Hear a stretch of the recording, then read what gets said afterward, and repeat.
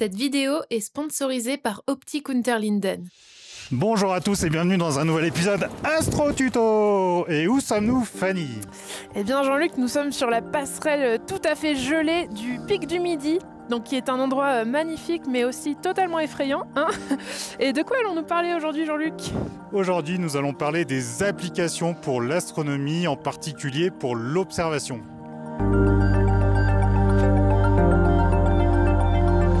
Du coup, toi, tu utilises quoi comme application pour te repérer dans le ciel?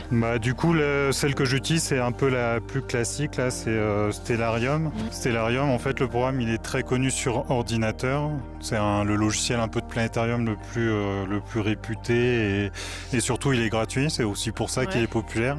Après, sur smartphone, l'application, elle est gratuite, mais après, si on veut rajouter tous les catalogues, etc., il y a un abonnement, ou alors on peut la payer en un coup à 20 €, ou alors c'est un abonnement à 1,99 €. Et du coup, l'application, comme beaucoup, là, si on a mis la géolocalisation du smartphone et tout, les étoiles se déplacent dans le ciel à mesure qu'on déplace le smartphone.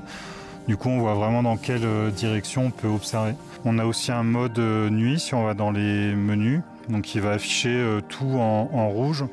Et ça, c'est pas mal quand même pour éviter de s'éblouir. Nos yeux, la nuit, s'habituent à l'obscurité. On a des cônes et des bâtonnets sur notre rétine. C'est les bâtonnets qui deviennent photosensibles la nuit, en très très basse condition de lumière. Ils génèrent pour ça une protéine qui s'appelle la rhodopsine. Et cette rhodopsine, en fait, à la moindre lumière, en fait, elle se détruit, sauf la lumière rouge. Donc c'est pour ça qu'on privilégie toujours la lumière rouge la nuit.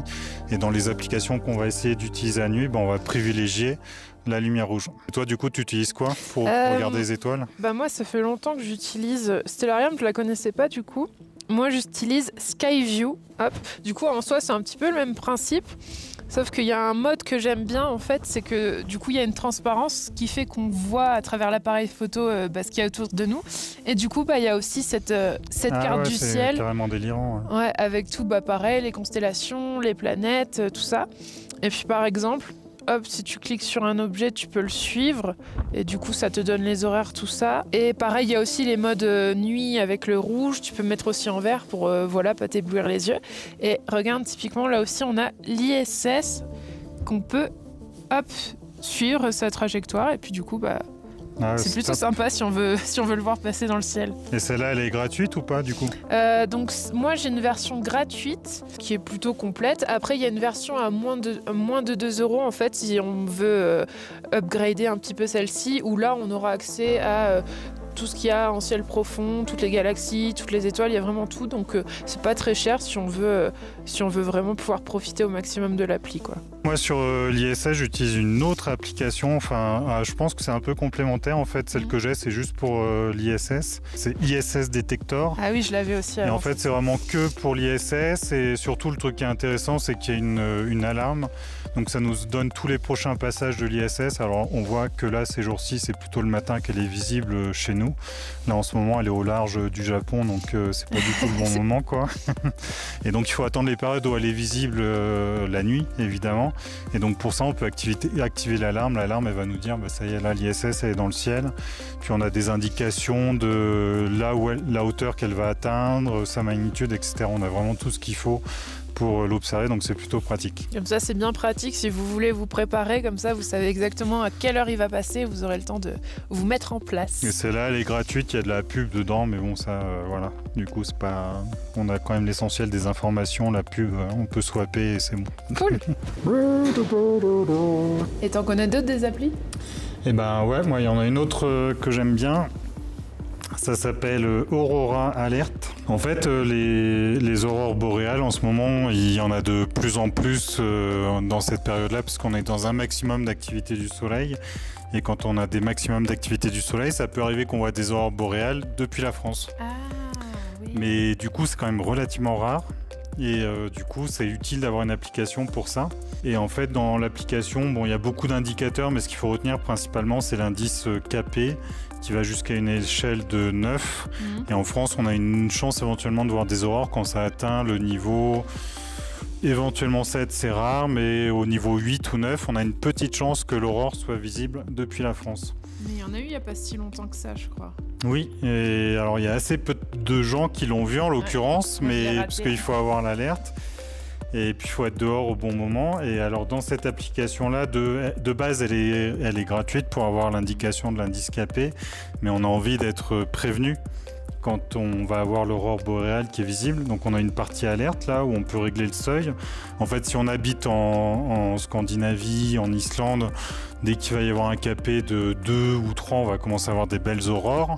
Après, pour la France, il faut plutôt régler le seuil à 7 ou 8.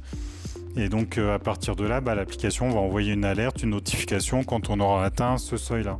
Après, pour avoir les alertes, là, l'application est payante, il faut payer 1,79 €, c'est pas très cher, donc ça vaut le coup de prendre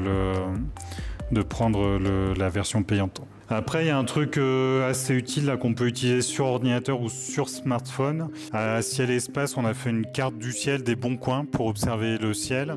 Donc c'est un fichier KMZ qu'on peut ouvrir dans Google Earth. On va mettre le lien en description. Donc il suffit de télécharger le fichier. Il faut avoir Google Earth d'installer évidemment. Donc quand on ouvre le fichier, là on a une carte avec principalement la France, la Corse. Et il y a différents types de lieux en fait. Il y a soit des observatoires, donc avec un petit icône d'observatoire, soit des spots d'observation. Et on a aussi mis avec un petit icône d'appareil photo des endroits où la qualité de ciel peut être un peu plus moyenne ou éventuellement excellente, mais surtout des endroits où il y a des beaux paysages pour faire des photos du ciel de nuit. Et donc il y a une grosse centaine de fichiers de lieux repérés et qui sont dans les zones vraiment de ciel noir en France. Et en fait, on s'est rendu compte en faisant un dossier sur la pollution lumineuse l'année dernière qu'il y a un certain nombre d'endroits en France où la qualité de ciel en milieu de nuit s'est améliorée. Parce que de plus en plus, il y a des extinctions de ciel la nuit. Dans les villes. Il y a des extinctions de lumière la ville la nuit. Il y a aussi la création de réserves de ciel étoilé. Là, on est en plein cœur d'une réserve de ciel étoilé au pic du Midi.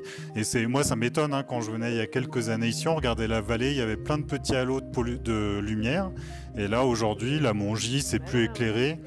Et il y a beaucoup de villages qui sont éteints assez rapidement dans la nuit. Il y en a quelques-uns qui éclairent un petit peu en début de nuit, mais il y en a beaucoup qui ont éteint. Et du coup, on a un ciel qui s'est amélioré. Et ça, c'est quelque chose qui doit être quasiment unique au monde, parce que la France est pas mal en avance sur la pollution lumineuse. Donc on a plutôt de la chance de ce côté-là. Et du coup, c'est accessible à tous, cette application. Voilà, il suffit d'avoir Google Earth, le fichier il suffit de le télécharger avec le lien qu'on met en description. Et alors le plus pratique, je trouve, c'est de regarder sur un ordinateur quand même avec un grand écran. Google Earth c'est un peu mieux, mais voilà, si on veut la version mobile, c'est possible, quoi. Et toi, du coup, est-ce qu'il y a d'autres applications que tu utilises pour observer la nuit ? Et au final, moi, je préfère me détacher des téléphones et utiliser la bonne vieille méthode de la carte du ciel. Comme ça permet de ne pas être ébloui. Donc si vous voulez savoir comment l'utiliser, Solène et Jean-Luc ont fait une petite vidéo là-dessus, donc n'hésitez pas à aller la voir. Et du coup, on peut recommander celle-là, on l'a éditée, enfin il en existe plein de modèles de cartes du ciel tournantes, mais celle-là, on l'a éditée à Ciel et Espace et l'Association française d'astronomie, donc on doit la retrouver normalement dans la boutique de l'Association française d'astronomie. Puis elle était aussi avec un numéro qu'on a fait pour débuter en astronomie, qui est sorti à l'été de cette année, 2023. Donc voilà, n'hésitez pas à aller la retrouver là-dedans. Donc je pense que maintenant, avec toutes les applications et toutes les petites astuces, vous savez comment bien observer le ciel avec votre téléphone ou avec une petite carte du ciel. Et si vous-même, vous avez des applications, évidemment, on n'a pas été exhaustif, il en existe beaucoup des applications. On a parlé de celles qu'on apprécie nous, mais il est évident qu'il en existe plein d'autres. On aurait pu évoquer Sky Safari qui ressemble un peu à Stellarium, par exemple.